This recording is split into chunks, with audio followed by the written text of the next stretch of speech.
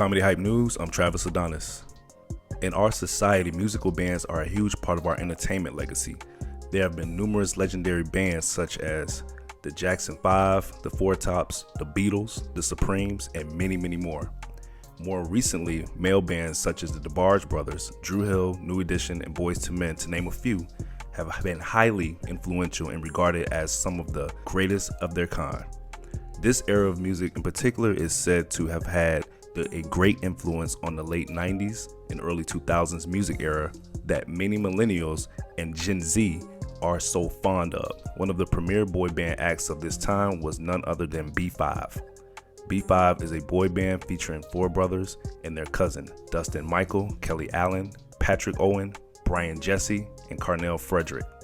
The group spawned a couple of successful singles such as the Jackson 5 cover of All I Do and their other single, You Got Me. Their catchy tunes and youthful voices captivated many listeners and helped establish them as a formidable boy band and gave many fond memories of the Jackson 5. Even though their main commercial run was relatively short, they gave the cultural songs that are still played to this day and are nicely remembered by many members of our community. The B5 brothers are from St. Petersburg, Florida, but would soon relocate to Atlanta. Their name B5 stands for Breeding 5, Breeding being their last name, similar to the Jackson 5, which inspired their name. Not much is known about the group's upbringing, but it is known that their mother was the victim of an abusive partner at a moment in time. Furthermore, their mother is the one who pushed for all of them to become a group and is credited for being a tool in the group's success. The group's first gained public notoriety because of their talent competitions held on the platform of Radio Disney. The target audience was young kids and preteens, which was perfect for the boy band. They would win every contest they entered under the Radio Disney platform, which resulted in them being named the Radio Disney Dancers. The group's initial name was the TNT Boys, but was changed around the late 90s when the last member of the group, Brian, joined. This addition was suggested by the CEO of Worldwide Entertainment, Kevin Wales, while the group made a trip to Atlanta to audition for record companies. Kevin Wales would then introduce the group to the man who would take their career to the next level, P. Diddy. P. Diddy would take the group under his wing, becoming their gateway into the entertainment industry. He signed them to his label, Bad Boy Entertainment, where the group began recording shortly thereafter. Featuring production from Diddy and the other notable producers such as Ryan Leslie and Rodney Jerkins, their debut album, self-titled B5, was released. The album peaked at number 19 on the Billboard charts and spanned the aforementioned hit single All I Do, a cover of the Jackson 5 original song All I Do Is Think of You. Initially, the group was well received by the larger public and had a burgeoning popularity. They were so popular that a riot broke out at a performance for Radio Disney because so many fans rushed the stage trying to get closer to the group. Several people wound up injured at the event, and the group were even stripped of their jewelry and clothing. Not too long after, the group released their second album, Don't Talk, Just Listen, in 2007. This release wasn't as successful due to a lack of promotion. After this, the group decided to rebrand themselves as a group named Audio. This brand did not catch on with fans at all, and they struggled as the rebranded. In 2008, after dealing with record industry difficulties, among other things, the group decided to take a hiatus from the music industry so that they could find their creative wings individually. During the next 5 years, the brothers would go on and start solo endeavors and set the foundations for a few of their solo careers. However, to the surprise and enjoyment of many fans, in April 2013, the group reunited and dropped the song. By this time, they moved from Bad Boy Entertainment to the well-known legendary label responsible for the Jackson 5, Motown Records. This comeback single was well received by critics and fans alike, which caused many to anticipate a new album from the group. However, unfortunately, due to the differences with the management and the label, their planned album was shelved and never released. One of the group members, Carnell, took to social media to vent about his frustrations from the music industry. In a since-deleted post on Instagram, he stated, "B5 is one of the hardest working groups. B5 is one of the most talented groups. It's sad that by now we haven't even got to show our fans what we could really do. It's sad that we have to go through BS all the time. Lies, false hopes, waiting and waiting continuously on labels time and time again. I'm tired of not telling our fans what's going on.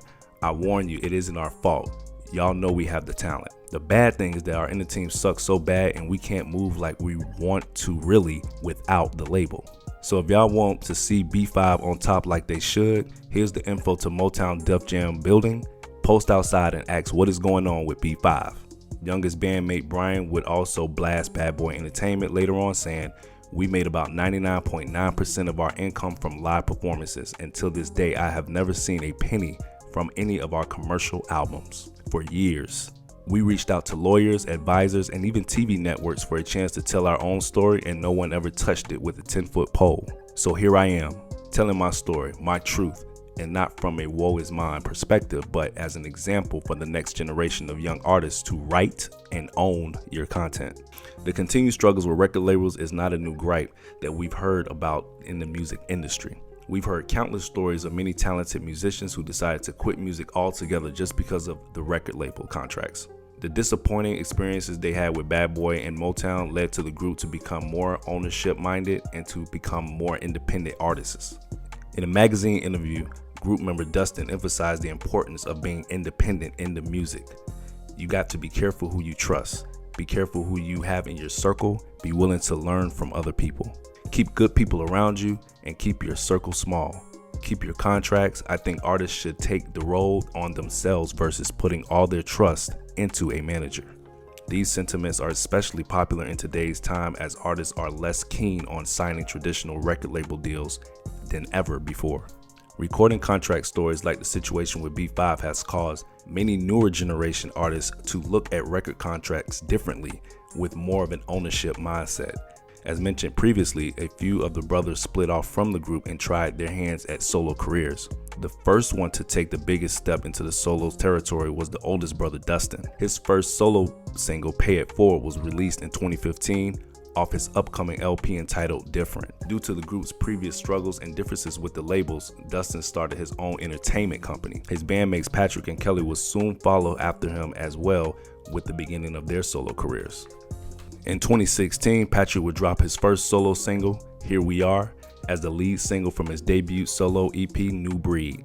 Kelly had now shortened his stage name to Kel and released his debut single, Don't Know How to Dance. After a 5-year group hiatus, the group reformed again in 2018. They released a comeback single called Do That in anticipation for their 2019 comeback album, New Jacksons.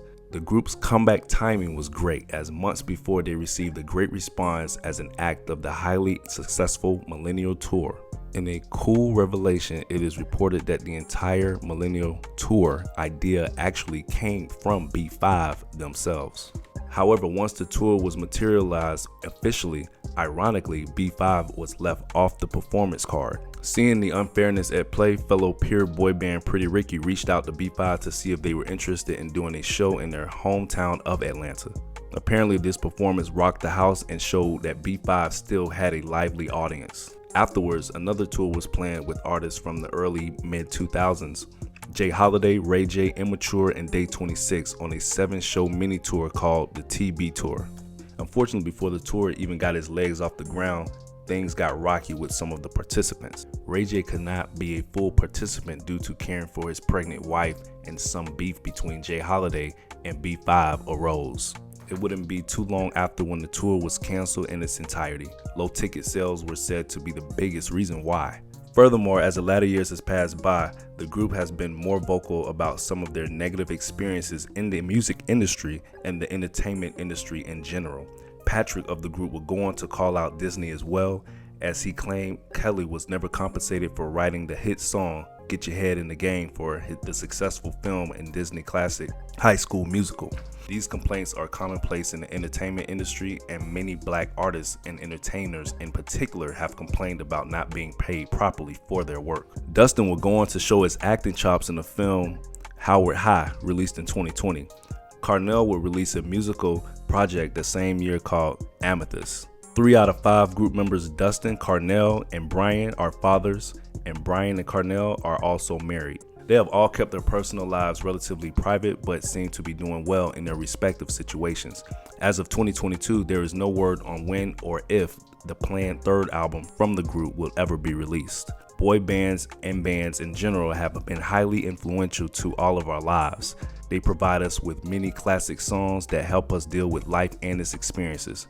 For many black bands and black entertainers specifically, there are extra hurdles many of us have to jump in order to accomplish our goals. This has not deterred us, however, as we continue to produce some of the biggest entertainers of our time.